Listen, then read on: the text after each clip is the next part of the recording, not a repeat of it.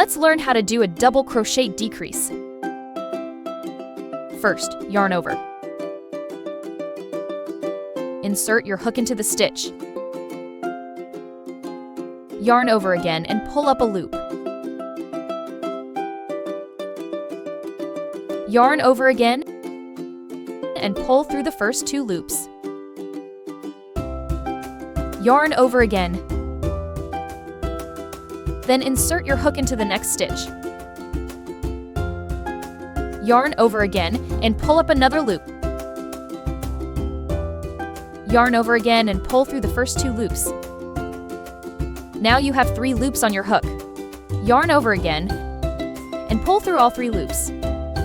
Nice! You've finished a double crochet decrease. Keep the flow going with your next stitch.